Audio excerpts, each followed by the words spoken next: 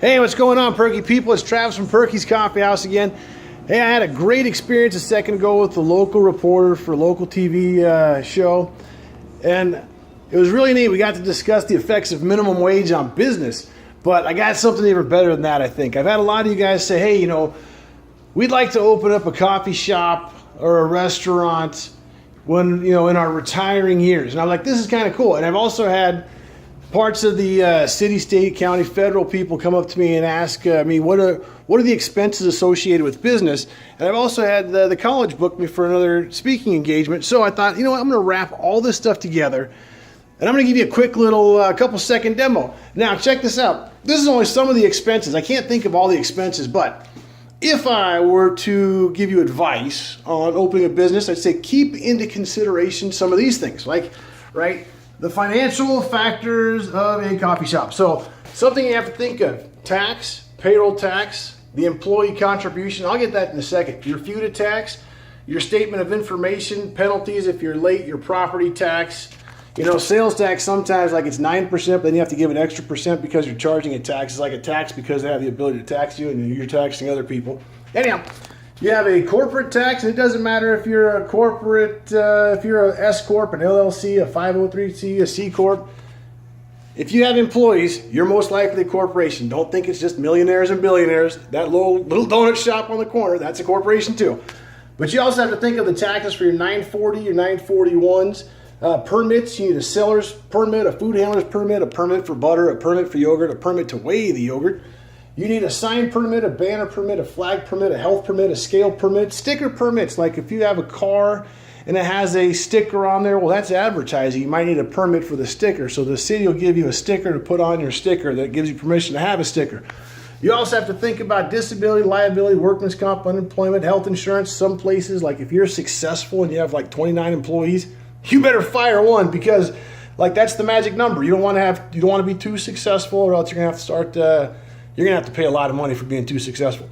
Something else to think of too. You might need to have a music permit if you're broadcasting music from your cell phone, an entertainment permit if you're going to have someone say poetry or something. Think of your handicapped access. Internet's going to cost you like $300 a month, maybe $200 if you get a good deal. Like your customers might come in and say, hey, what's your free Wi-Fi? Like, free.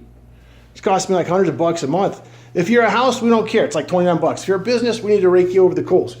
Okay, electricity, right? My electricity sometimes $700 to $1,200, and they're like, oh man, that's a lot of electricity for a month. But you got to figure, I'm running a coffee pot and a refrigerator, but I'm doing it during business hours, right? During peak hours. So I got to pay the peak price for peak hours, even though it's just a coffee pot and a refrigerator.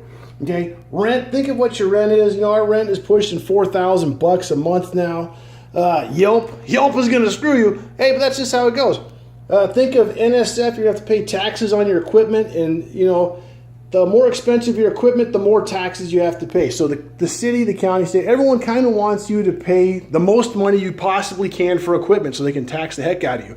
So your waffle irons are going to cost you, if you have waffles, it's going to cost you like anywhere from $300 to $1,200 for a waffle maker. When you and I both know we can go to Walmart for $30 and buy one. Okay, but also, think of some of the extra punishments you have to pay if you're too successful, extra taxes, extra insurances.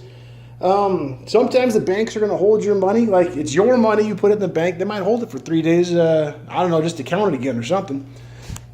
And always think that no matter what, your rent is going to have to go up 3% a year. It doesn't matter if we're in a recession or not. Your rent's going up, dude. Sorry, suck it up. Now, California's got some sweet things. Check this out.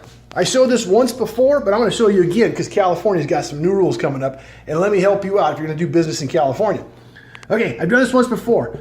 So if I pay my employees $10 an hour, $10, they don't get $10, they get $8, right? Because $2 an hour goes to taxes. That's just how it is.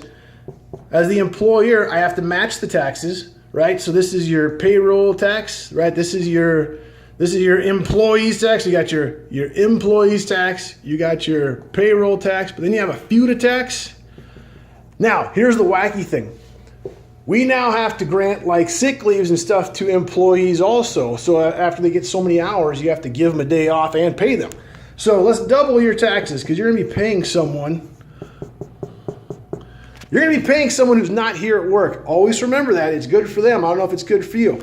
If it's a maternity leave or something else, same exact thing, right? So you might have one person sick, right? You might have one person out on maternity leave. You're going to have to pay for them too. And then you need to have a worker here. So, right, here's your worker that's here on your coffee shops. Look at this. You have all these taxes to pay for people. That's a lot of taxes, dude. So you're looking at, let's see, let's count that up. 2, 4, 6, 8, 10, 12, 13, 14, 15. $15 an hour just in taxes if you have someone pregnant or someone needs a day off because they're sick. Now, $15 an hour. So over a 4-hour period, you need $60. Check this out. This is actual time right here. Okay, 5 o'clock, no one's walked in, $0, $10, $20, $2.18. I need $60 in a 4-hour period just to cover taxes.